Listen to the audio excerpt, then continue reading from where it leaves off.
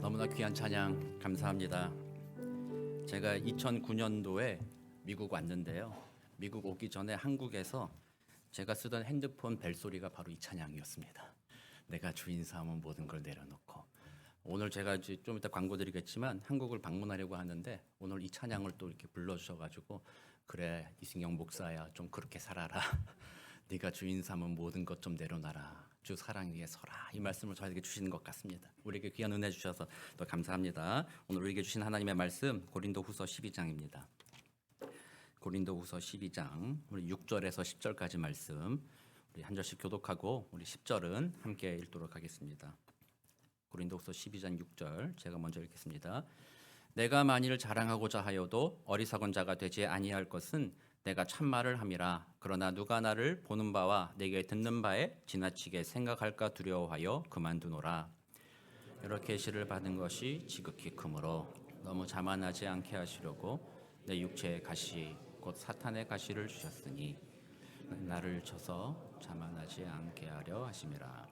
이것이 내게서 떠나가게 하기 위하여 내가 3번 주께 간구하였더니 나에게 이르시기를 내 은혜가 내게 족하도다. 이는 내 능력이 약한 데서 온전하여 짐이라.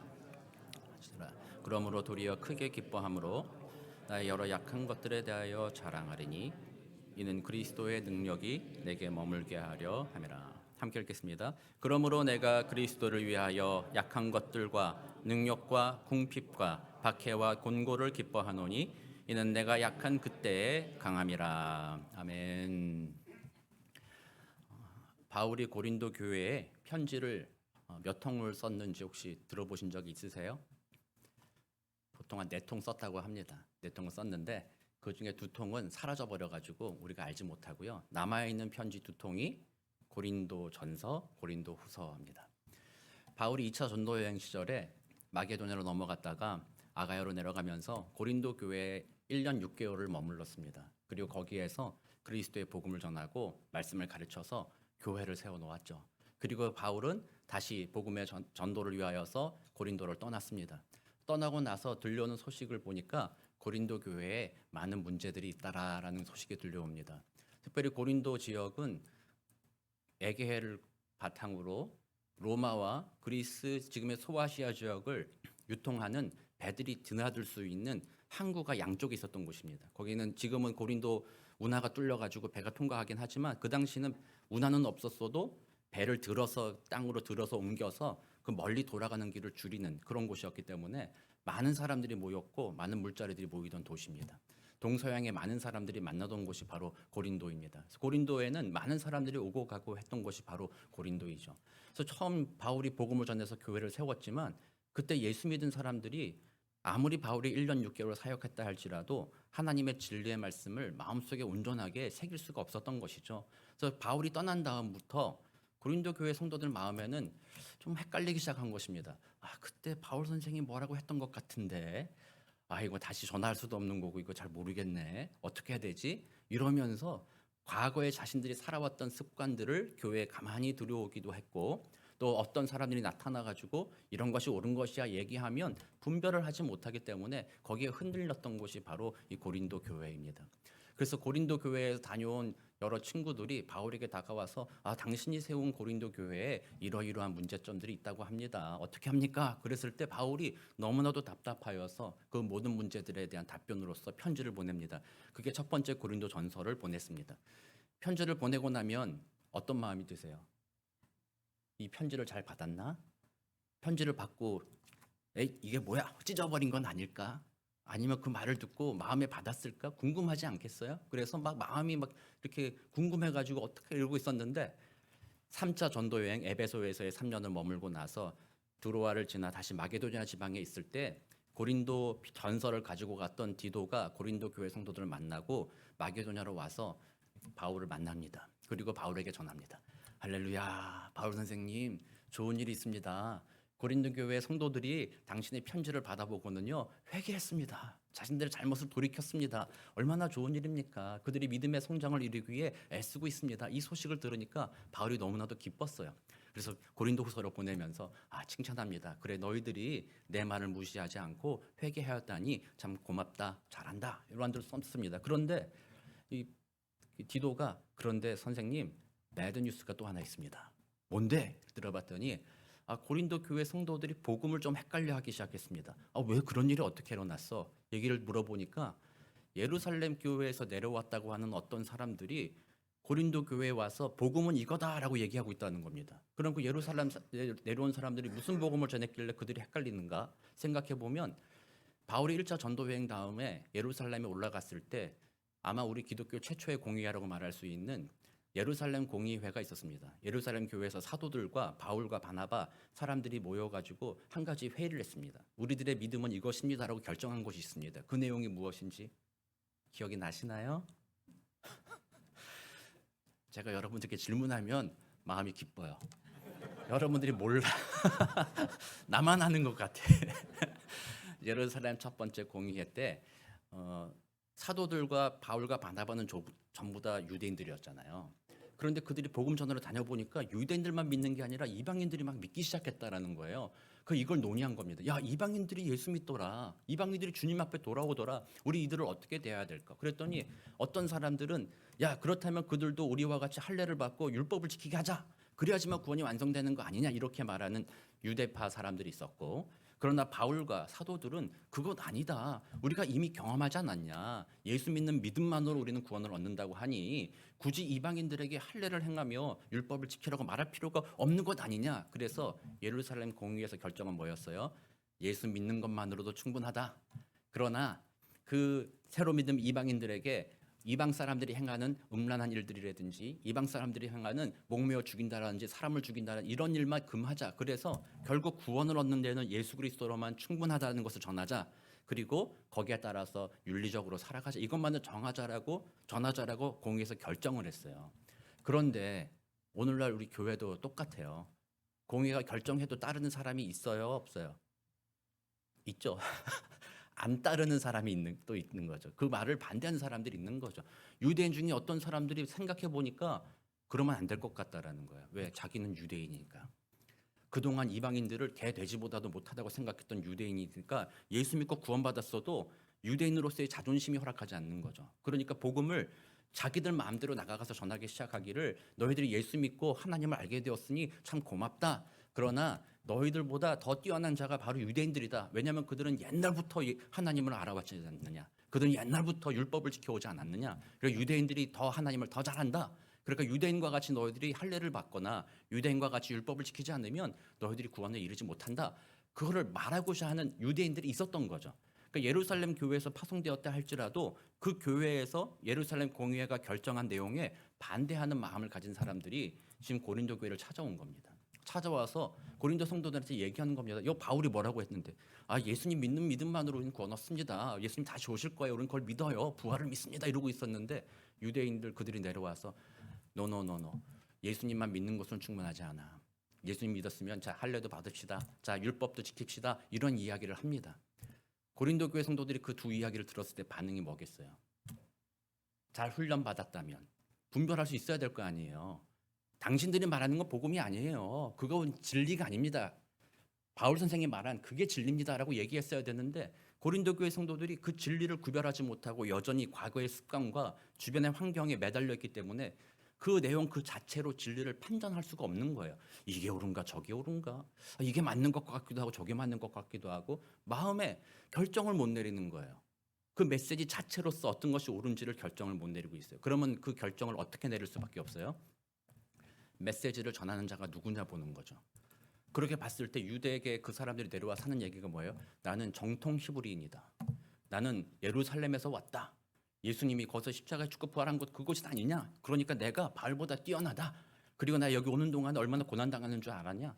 예루살렘에서 여기 오는 길이 쉬운 줄 아냐? 지금처럼 비행기 타고 오는 것이 아니라 100길로 또 산길로 걸어서 여기까지 왔는데 내가 그 바울보다 더 뛰어난 사람들이다. 막 이렇게 얘기하니까 또 우리 성경에 보면 바울은 인물이 좀 어땠다고 되어 있어요? 인물이 잘생겼다고 안 되어 있어요. 참 바울을 죄송하지만 비하해. 키도 작고 바울은 고집 세게 생겼다. 그래서 호감형은 아니라는 거예요. 바울 딱 보면은 가까이 오지 않았으면 좋겠는데 뭐 이런 느낌이 있는 거예요. 그런데 유대인 내려온 사람들은 뭐 유대 자기들이 격식을 차리고 왔겠죠. 딱 오는 거 보니까 뭔가 있어 보여. 그러니까 이 사람들이 고린도 사람들이 생각하기를 바울은 좀 뭔가 부족해 보이고 유대인들 그 사람들이 좀 더 뭔가 자격 있어 보이기 시작한 거예요. 그러니까 그 유대인들의 말을 들으면서 복음을 왜곡하기 시작한 거죠. 이거를 디도가 와서 바울한테 얘기한 겁니다. 그러니까 바울이 그 말을 듣고 큰일 났다. 문제가 생겼다. 그래서 고린도후서 편지를 쓴 거예요.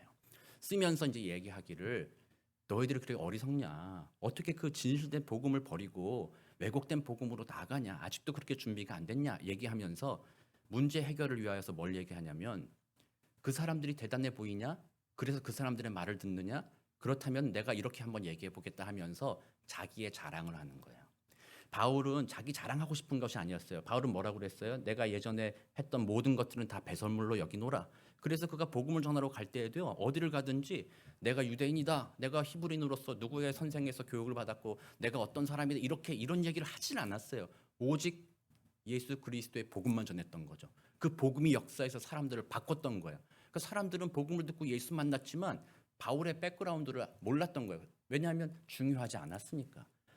그러다 보니까 이 문제가 났기 때문에 바울이 10장부터 고린도서 10장부터 12장까지 이어서 부득불 내가 내 자랑을 좀 해야 되겠다. 이게 내가 자랑한다는 것이 어리석은 일이라는 걸 내가 알지만 나를 좀 자랑해야 되겠다. 왜냐하면 내가 그들보다 전혀 뒤처지지 않는다는 것을 여러분들이 알아야지만 그래야지만 당신들이 그 거짓된 복음에 빠지지 않고 진정한 복음, 참된 복음에 돌아오지 않겠냐. 이런 마음으로 자기의 자랑을 쓴 거라는 거예요. 그래서 첫 번째는요. 자랑을 하지 말라는 거예요. 우리 과거의 자랑이 필요 없다는 거예요. 그러나 지금 상황에서 자랑한다는 거예요. 그래서 바울이 어떤 자랑하냐면요. 자기의 육신의 자랑을 하기도 합니다. 나도 유대인이다. 나도 히브리인이다. 나도 율법에서 정통하다. 이런 얘기 막 하고요. 그 다음에 내가 너희들에게 복음을 전하기 위해서 얼마나 고난을 겪었는지 아냐. 매도 수도 없이 맞았고 돌로 침을 당하기도 했고 바다에 난파되어서 내가 나무 토막 잡고 살아남기도 했고 그 고난을 겪었다. 그래서 그 유대인들이 와서 자신들이 혈통이 뭐고 고난을 얼마나 겪었고 뭘 얘기했기 때문에 그들이 뛰어나 보인다 할지라도 나는 그들에게 결코 뒤처지지 않는다. 그러니 내 말 믿어라. 이걸 이제 자랑으로 10장 11장에 쓴 거예요. 12장 우리 앞부분에서는 우리가 해석하기 어려운 내용이 담겨 있어요. 그 옛날 사람들은요. 단지 그것뿐만 아니라 이 사람이 어떤 영적 체험을 했느냐가 또 중요한 관건이었어요. 사람들이 나는 신비로운 것을 경험했다. 그리고 나는 하늘로부터 신비로운 비밀을 간직했다. 이런 것들을 막 주장하는 거예요. 여러분들도 요즘에 그런 거 속으면 안 돼요. 하늘로부터 난 특별한 계시를 받아서 나에게만 하나님께서 은밀히 얘기해 줬다. 이렇게 말하는 사람들이 있으면요. 상담 좀 받아보시라고. 그런데 빠지면 안 돼. 근데 사람들이 그런데 되게 빠져요. 왜냐하면 혹하잖아요. 그런데 관심이 있잖아요. 모르는 거 얘기해 준다니까. 관심이 있고 빠진단 말이에요. 그런 분위기였는데 바울이 12장 1절에서 얘기하기를 나도 그런 신비한 영적 체험을 안 한 사람 아니다. 나도 셋째 하늘에 올라갔다 내려왔다라고 얘기해요. 옛날에 한국 이 개정 전에 개역 한글판에서는 삼층천이라고 얘기를 해요. 삼층천. 그래서 더 헷갈리게 만들었어. 삼층천이 뭐야? 우리 어린 시절에 과학 시절에 배웠잖아요. 무슨 층 무슨 층 무슨 층. 그래가지고 하늘에 우리들은 대기권 요만큼 올라갔는데 쟤는 성층권까지 갔다 온 건가? 뭐 이렇게 헷갈리게 만들어놨어요. 어떤 사람은 이거를 그래가지고 그렇게 헷갈리게 생각하니까 헷갈리게 해석하는 사람도 있어요. 1층 하늘은 우리가 눈에 보이는 하늘이다. 2층 하늘은 저 우주다. 3층 하늘은 저 우주 밖에 있다.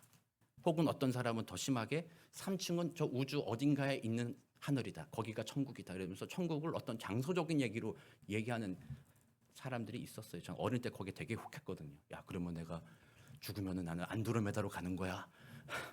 별자리 어딘가로 가는 거야. 그렇게 했는데 여기서 말하는 바울이 말하는 셋째 하늘이란 말은 세 번째 3이라는 숫자를 상징으로 쓴 거예요. 그래서 그 당시만 해도 우리가 삼위일체 말씀하듯이 3이라는 것은 완전하다라는 의미를 가지고 있어요. 그래서 완전한 하늘에 다녀왔다. 이 말은 하나님의 나라에 다녀왔다라는 의미를 말하는 거예요. 그래서 그 나라에 가서 하나님이 내게 보여주신 것들이 너무나도 크고 그 계시가 놀랍다. 그리고 우리가 성경에서 보면 이것을 아직까지는 때가 이르지 않았으니 알리지 말라라고 명령도 받았기 때문에 내가 그 많은 계시를 받았지만 내가 그것을 말하지 않고 있다. 나도 그렇게 영적인 체험을 하고 있는 사람이다. 그리고 내가 또 이거 계속 말하면 너희들이 또 영적인 것에 관심 가져가지고 나 미래가 어떻게 될 거야 자꾸 그 관심 가질까 봐 우리가 6절에서 읽은 것처럼 이 정도만 하겠다라고 말하면서 바울이 나의 영적인 체험을 통해서도 나는 그들에 비교해서 절대 뒤지지 않는다. 나의 육신적인 모습이나 삶을 걸어온 경험이나 내 출신이나 내 영적인 경험이나 이 모든 것을 자랑하는데 그들보다 결코 뒤처지지 않으니 너희들의 눈에 보이기에 그런 외적인 조건들로 인해서 메시지를 선택한다면 그들의 말을 듣지 말고 나의 말을 들어라 라고 말하는 게 지금 이 내용이에요. 말하면서 바울이 계속 강조합니다. 나 자랑하고 싶어서 하는 거 아니다. 이 자랑하는 것은 어리석은 일이다라고 얘기했어요. 왜냐하면 자기는 그 옛날 모든 일을 다 배설물처럼 여겼기 때문에 아무것도 아니다라고 얘기한 거예요. 그러나 그렇게 자랑하는 이유는 단지 당신들이 복음을 알게 하기 위하여 자랑한다라고 얘기하는 거예요. 그러면 바울의 자랑은 누구한테 하고 있는 거예요? 복음을 잘 모르는 사람들한테 자기 자랑을 하고 있는 거예요. 그리고 그 자기 자랑을 통해서 얻고자 하는 유익은 뭐예요? 나를 인정해줘라가 아니에요. 그 유익을 통해서 당신들이 진정한 복음 안에 들어오기를 원합니다라는 마음으로 그 이야기들을 부득불, 어리석다지만 부득불 하는 것입니다라고 말한다는 거예요. 자, 그렇게 본다면 오늘 그리스도인들은 무엇을 자랑하고 살아가야 되는 것입니까? 자랑할 것 없어요. 우리들은 자랑할 것 없는 사람들입니다. 사도 바울은 다메섹에서 우리 주 예수님을 만난 이후로부터 인생이 완전히 바뀌었어요. 그리고 이제는 내 몸에서 나는 사라지고 그리스도 예수가 존귀케 되려 함이라는 그 믿음의 고백을 가지고요. 이전의 모든 것들은 배설물로 여기며 자랑하고 다니지 않았어요. 오직 자기를 통해서 그 복음의 메시지만을 전하는 그런 삶을 살았다라는 거예요. 그 바울이 우리에게 말하는 거는요. 자랑하지 말라는 겁니다. 첫 번째 자랑하지 말라는 거예요.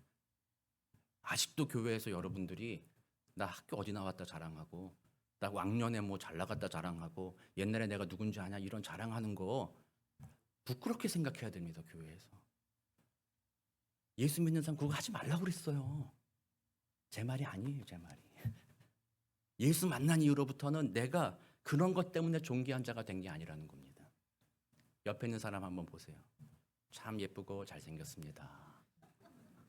참 예쁘고 잘생기셨어요. 그런데 그거 아세요? 당신이 예쁘고 잘생겨서 내가 존귀하게 여기는 거 아닙니다. 당신이 뭐 공부를 얼마나 잘하고 돈이 많고 뭐 했다고 근데 그것 때문에 내가 당신을 존중하고 사랑하는 게 아닙니다. 그런 것들은 아무것도 아닙니다. 당신 안에 계신 예수 그리스도 때문에 그것 때문에 당신을 존귀하게 여기는 것입니다. 당신을 사랑합니다. 그러니까 제발 나한테 당신이 뭘 했다는 자랑 그만하십시오. 옆에 사람한테 얘기해서 자랑 그만하라 그래. 서로 자랑 좀 그만해라. 알았다. 너 잘났다. 왜? 예수가 당신 안에 있으니까 잘난 거다. 그동안 우리들은 우리의 갈급함, 내가 너무나도 뭐라고 해야 돼요? 소외당하고 무시당하고 이런 것들이 두렵기 때문에 그렇지 않기 위해서 내가 왕년에 뭘 했다. 내가 뭘 가지고 있다. 무슨 능력이 있다. 자꾸 그런 걸 자랑하면서 나를 높이고자 한다는 거예요. 그런 마음을 갖고 싶은 거예요. 그렇기 때문에 교회에서도 자꾸 자랑하는 이유는 뭐예요? 내가 정말 저 사람을 사랑하니까 내 자랑. 당신은 내가 진짜 사랑해서 내 자랑하는 거야. 나 돈 되게 많다. 이런 사람이 어디 있어요? 옆에 사람한테 야, 너 돈 갖고 까불어? 나도 돈 있어. 뭐 이래가지고 자랑하는 거 아니겠어요? 너 뭐 공부 얼마나 많이 했다고 뭐 까불어? 나도 공부할 만큼 했어. 뭐 이렇게 다른 사람을 깔보려고 자기를 높이려고 그러려고 자기 자랑한다라는 거잖아요. 우리는 거기서 자유로워진 자들이에요. 과거에 우리가 뭘 공부를 했든 뭘 했든 그거 아무것도 아니. 다 도토리 키재기다라는 거예요. 세 발의 피도 안 돼. 아무것도 아니라는 거예요. 예수 그리스도가 내 안에 계심으로 나는 거룩하신 하나님과 다시 관계가 회복된 하나님의 자녀가 되었다라는 그 사실만으로 이제는 더 이상 어떤 것으로서 나의 가치를 증명할 이유가 없다라는 거예요. 우리는 하나님 안에서 존귀한 자가 이미 되었노라. 하나님이 날 그렇게 보았노라. 우리가 그 복음을 믿는다면요. 내 자랑할 이유가 있어요, 없어요? 할 이유가 없어요. 다른 사람이 옆에서 무슨 자랑하면요. 그냥 콧방귀 끼면 돼요. 그래? 아유, 알았어. 뭐 너는 뭐 그렇겠지. 그러나 나는 하나님이 나와 함께 계시다. 이런 마음 때문에 자랑할 이유가 없어요. 자랑하고자 한다면 주님만 자랑하게 되는 거죠. 그래서 첫 번째 우리 기억해야 돼요. 자랑하지 말아라. 교회 안에서 옆에 있는 사람한테 그런 거 자랑하지 마세요, 제발. 아멘. 그런데 가끔 바울이 지금 이것처럼 자랑할 때는 있다라는 거예요. 어떤 때는 자랑하라고 하는 거예요? 예수 믿지 않는 사람들이 복음을 듣게 하기 위해서는 자랑할 수도 있다라는 거예요. 제가 목사잖아요. 지금 젊은 애들한테 가가지고 대학생이나 중고등학생한테 가가지고 야, 나 목사인데 나 예수 믿어라. 예수 안에 진리가 있다 얘기하면 애들이 뭐라 그래요? 너나 잘 믿으세요. 목사님이나 잘하세요. 뭐 이러겠죠. 제가 그렇게 얘기해도 애들이 아무런 관심을 안 기울일 거라는 거예요. 그런데 사회적으로 뭔가 좀 이렇게 성공했다. 뭐 교수라든지 박사라든지 뭘 했다는 사람이라든지 뭐 하여튼 그런 사람들이 그 사람들 가가지고 나는 이렇게 해서 예수님을 믿는다 얘기하면 그 애들이 귀를 기울여요, 안 기울여요? 그런 사람들의 말에는 귀를 기울인다라는 거예요. 그때는 자랑을 쓰라는 거예요. 바울이 얘기했던 것처럼. 그때도 자랑할 때는 거들먹거리며 자랑하는 게 아니죠. 그리스도인이기 때문에 내가 비록 이렇게 이루었지만 이것은 하나님이 하신 것이라는 그 믿음 때문에 굳이 부득불 내가 내 이력과 나의 지위를 얘기하지만 나는 정말 아무것도 아니다라는 겸손한 마음으로 그들 앞에 서는 거예요. 아이들도 안다는 거예요. 저 사람이 무슨 성공을 이루어가지고 교만한 마음으로 서는 것인지 아니면 자기들을 진짜 사랑하기 때문에 그들에게 진짜 참된 진리를 알려주려고 그 자리에 선 것인지 안다는 거예요. 그러므로 그때는 자기 자랑을 겸손한 마음으로 쓸 수 있다는 것이 바울이 얘기하는 거예요. 그렇다면 여러분들은요. 교회 다니는 믿음의 형제들 서로에게 그런 자랑할 필요는 없다라는 거예요. 그렇지만 믿지 않는 자들을 대할 때 가끔은 그 하나님이 주신 은혜의 선물 그것을 이용해서 복음 전하는데 그 일을 하라는 거예요. 그래서 교회 안에서는 자랑을 하지 말고 세상에 나가거든 복음을 전하기 위해 그들을 위하여 때로는 그것을 자랑하는 겸손하게 자랑하는 모습을 가져라. 이게 바울이 보여주는 거예요. 할렐루야. 얼마나 놀랐습니까? 거꾸로 해요. 우리는 교회 오면 자랑 엄청나게 해. 밖에 나가면 아무 말도 안 해. 가만히 있고 숨어 있고 거꾸로만 해. 뭐 사단은요 우리를 맨날 거꾸로 해요. 거꾸로 만들어요. 우리 그거 바로 잡아야 되는 거예요. 교회에서는 자랑 금지. 세상에 나가서는 하나님의 복음을 위하여서 내게 주신 은혜의 선물들을 또 자랑하면서 많은 사람들이 주님 앞에 돌아오도록 하는 것. 그것이 중요하다. 바울이 그래서 자기 자랑하고 있는 거예요. 그런데 바울이 이렇게 자랑을 하고 나서 목적이 뭐였어요? 자기가 전하는 메시지에 고린도 사람들이 돌아오기를 바랬잖아요. 그럼 자기가 전하는 메시지가 도대체 뭐길래 그래요? 그걸 뭐라고 그래요? 우리는 복음, 참된 복음이라고 얘기하잖아요. 참된 복음의 원리는 뭡니까? 첫 번째는 뭐예요? 내가 죄인이다라는 걸 아는 거예요. 내가 무능력하다라는 것을 아는 거예요. 내가 연약해야지만 내가 구원에 이룰 수 없다는 것을 깨달아야지만 나를 대신해서 십자가에 죽으신 예수님으로 말미암아 내가 구원받는다라는 것이 그 소식이 복음이 되는 거예요. 그런데 그걸 깨닫지 못한다면 바리새인들과 같이 유대인들과 같이 나는 내 힘으로 구원받을 수 있는데 나는 뭐 열심히 헌금하고 열심히 예배드리고 나는 율법을 지키고 뭘 해서 내가 구원 얻을 수 있는데 굳이 뭐 예수가 올 필요가 뭐가 있어? 뭐 그런가 보지 뭐 그런 사람. 이렇게 생각할 수 있다라는 거죠.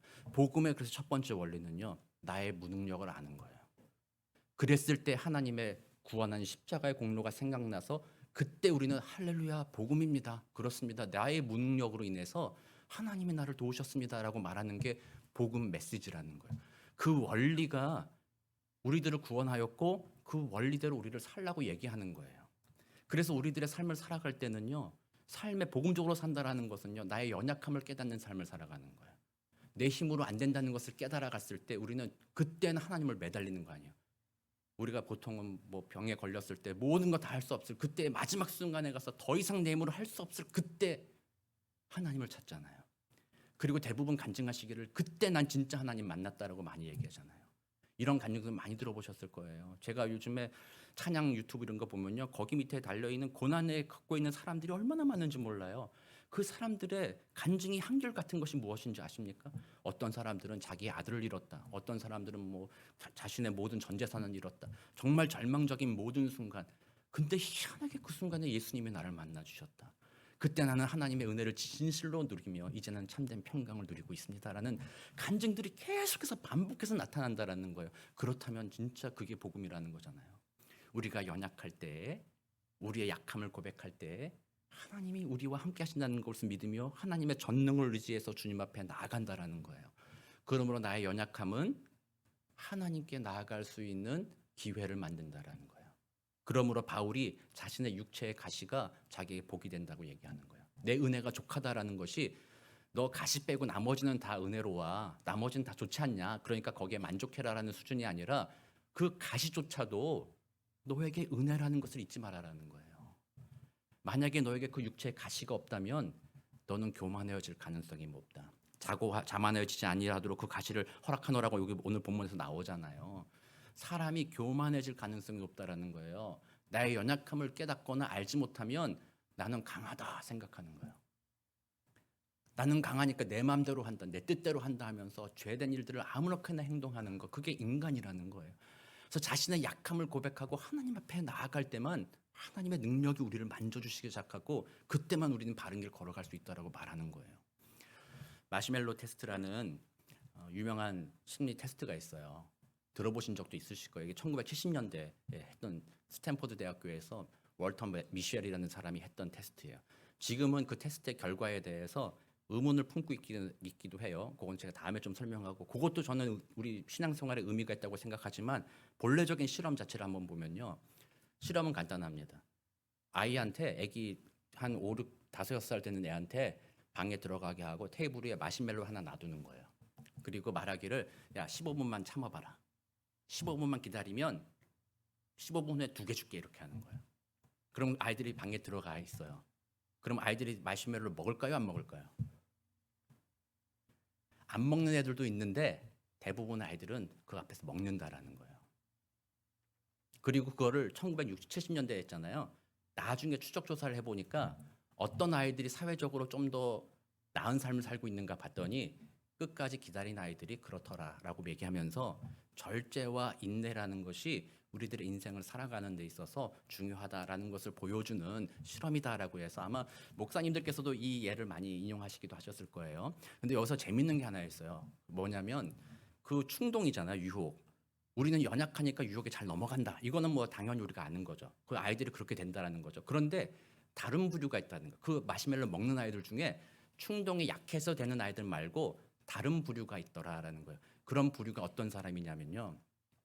책에서는 빌 클린턴 대통령과 여러분들이 좋아하는, 안 좋아할 수도 있겠는데 타이거 우즈를 예로 들어요. 빌 클린턴과 타이거 우즈의 공통점이 뭐였어요? 사회적으로 대단한 성공을 한 사람이잖아요. 동시에 뭐 했어요? 성스캔들. 사회적인, 윤리적인 아주 심각한 도덕적인 범죄를 저지른 사람이잖아요.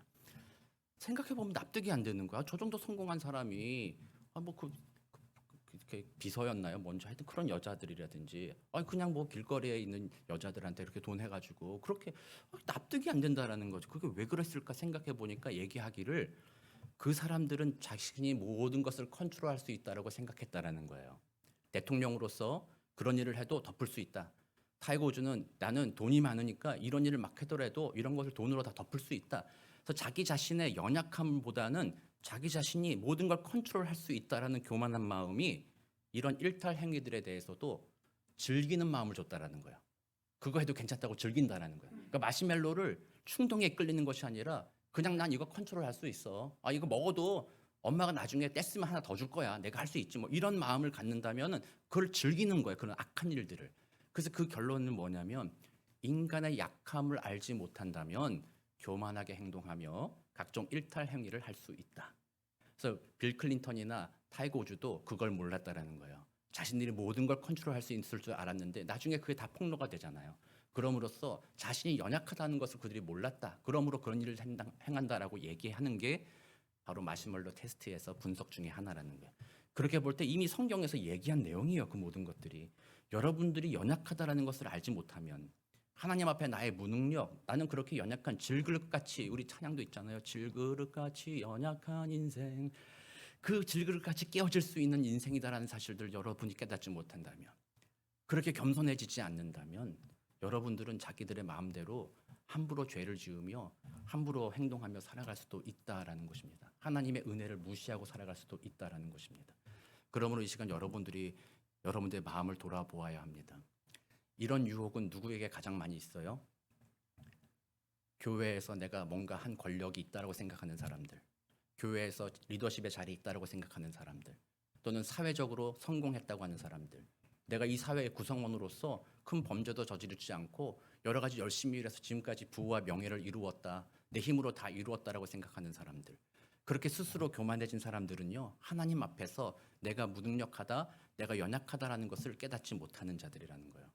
그럼으로써 자기가 다 할 수 있는 것처럼 생각하면서 함부로 행동하기 시작하죠. 옆에 사람 함부로 정죄합니다. 함부로 말합니다. 내가 항상 오르니까 넌 날 따라와. 이 정도 얘기만 하게 되는 것이죠. 그러나 그걸 모르는 거죠. 그것이 정답이 아니라는 걸. 그렇게 얘기한다고 해서 그 모든 것이 잘 되지는 않는다라는 걸. 다만 자기의 상상일 뿐이라는 걸 모르는 거라는 거죠. 그래서 사탄은 그렇게 우리를 속이고 있다라는 겁니다. 그러므로 하나님이 우리를 깨닫게 하시는 것입니다.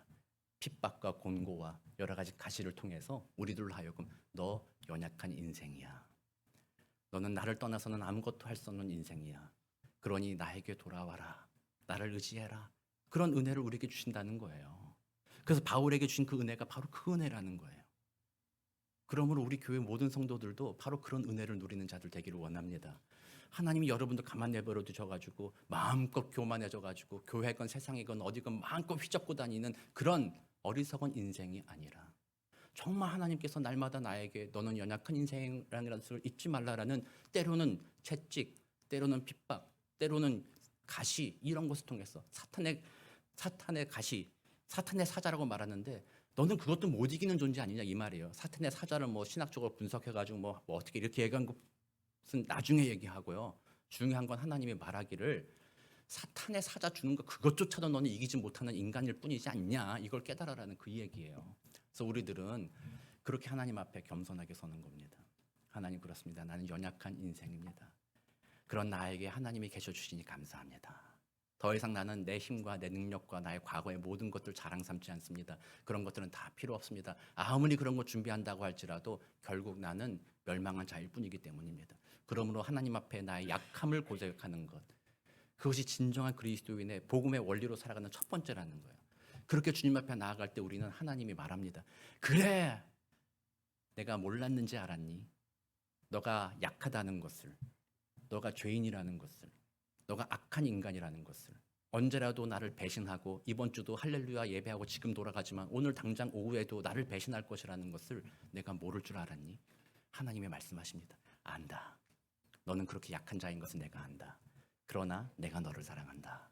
내가 너와 함께 할 것이다. 너의 구원은 취소되지 않는다. 하나님 그렇게 말씀하시는 거예요. 약할 때 강함이라 이 말이 바로 그 의미예요. 우리 헷갈려 하면 안 됩니다. 우리 교회가 이런 교회 되기 원합니다. 지금 올림픽 많이 하고 있잖아요. 올림픽에서 받을 수 있는 교훈은 참 많이 있어요. 올림픽에 보면 서로 경쟁하다 보면 어떻게 해야 돼요? 어떻게 하면 이길 수 있어요? 상대방의 약점을 집요하게 파고들어야 되잖아요. 약점을 파고들어야지만 이길 수 있는 거잖아요. 그러나 진정한 스포츠맨십은 뭐예요? 약점을 공격 안 하는 게 스포츠맨십이 아니에요. 약점을 공격해서 이기는 거예요. 첫 번째는. 그러나 그 약점으로 이기고 난 다음에 상대방을 무시하지 않는 거예요.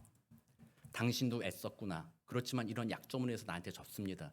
당신과 나는 동일한 사람입니다. 나에게도 약점이 있는데 나의 약점은 드러나지 않았을 뿐입니다.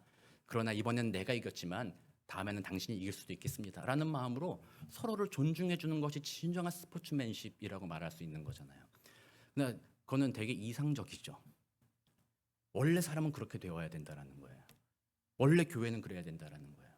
세상은 그 약점이 여러분들이 세상에서 여러분들의 약점을 드러내면 사람들이 어떻게 해요? 집요하게 그 약점 공격하면서 결국 뭘 해요? 너는 쓸데없는 인간이야. 결국 너는 열등한 인간이야. 조롱하는 곳이 세상이잖아요. 그러나 교회는 아니다. 교회는 이런 스포츠맨십과 같이 하나님의 은혜를 입은 자들이니까 우리의 약점에도 불구하고 우리는 하나님 앞에 존귀한 자라는 것을 우리 믿는 자들이기 때문에 옆에 있는 사람들의 약점을 가지고 그 사람을 평가하지 않는다라는 거예요. 오히려 그 약점을 가지고 그 사람 안에 계신 하나님을 찬양하는 기회로 삼는 것이 바로 교회라는 거예요.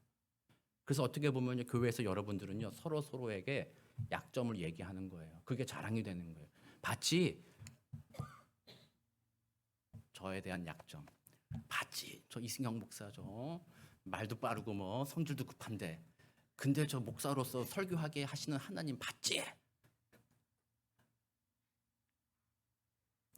때로는 그렇죠. 제가 말이 빠르기도 하고 내용 전달이 때로는 어렵기도 하고 이런데도 불구하고 어떤 성도님들이 말씀에 은혜 받았습니다. 이렇게 얘기하면 할렐루야 하나님이 하십니다. 바로 그런 거예요. 교회에서는 약점이 공격의 대상이 되는 것이 아니라 그 약점을 보면서 하나님을 함께 찬양하는 기회가 되는 겁니다. 그리고 그 약점을 도와달라고 서로 중보하며 기도하며 하나님의 은혜 앞에 성장해가는 기회로 삼는 것이 바로 교회인 것입니다. 이것도 우리는 또 거꾸로 한단 말이에요. 거꾸로. 교회 안에서는 약점 잡아가지고 사람 막 비난하고 밖에 나가서는 약점 안 잡히려고 애쓰고 잘 보이려고 약점 잡아서도 이렇게 함부로 행동하고 뭐 하여튼 교회는 약할 그때에 강하다. 설교가 길어지면 안 되는데 약할 때 강하다라는 의미도요. 우리 태권도 생각하면 안 돼요. 많은 분들이 그런 식으로 약할 때 강함을 그렇게 이해해요. 나 오늘 태권도 나갑니다 하나님. 오늘 금메달 따야 되는데 내 능력이 동메달도 못 딸 것 같아요. 난 안 되겠어요 하나님. 그런데 하나님 내가 그 약할 때 강하다고 했잖아요. 금메달 믿습니다. 아멘. 안수 받고 나가면 금메달 따요 안 따요? 실제로 그런 일이 있어요 없어요? 있기도 하고 없기도 하다. 답은 모른다만이지만 그러나 그때 이 강함이 태권도 반드시 금메달 따게 해주겠다라는 강함이 아니라는 것을 우리는 알잖아요. 뭐예요? 그렇게 나가서 실격되고 실패해도 하나님이 너는 금메달 못 따도 너는 금메달보다 귀한 가치가 있다고 얘기해주기 때문에 금메달 따고 안 따고 거기에 목매달지 않는다라는 거예요. 아까 우리 찬양 것처럼 거친 풍랑에도 그건 뭐죠? 거친 풍랑에도 깊은 바다처럼 잠잠케 그거예요. 시험이 당하고 어려워도 내 약함 때문에 고난 받고 막 고통 당해도 하나님이 내 마음의 멘탈을 지켜준다라는 거예요. 너는 내 손에 있다. 너는 존귀하다. 그런 사람들이 강한 사람이라는 거. 그렇게 강하게 해준다라는 거지. 내가 힘이 없으니까 맞서 싸워 이기게 해주겠다 이런 강함이 아니라는 거예요. 그래서 교회는 그런 연습을 해가는 것입니다. 우리 교회 사랑하는 성도님들, 우리 목장 모임을 하거나 소그룹을 모임하고 서로 교제할 때에 서로의 약점이 안 드러날 수 없습니다. 그리고 또 그 약점을 감출 이유도 없습니다. 이제 우리는 그 모든 것으로부터 자유한 자들이기 때문입니다. 하나님 안에 우리는 존귀한 자들입니다. 오히려 약점이 드러날 때 하나님이 그 가까운데 우리에게 역사하신 은혜를 증거할 수 있는 자들이 되는 것입니다.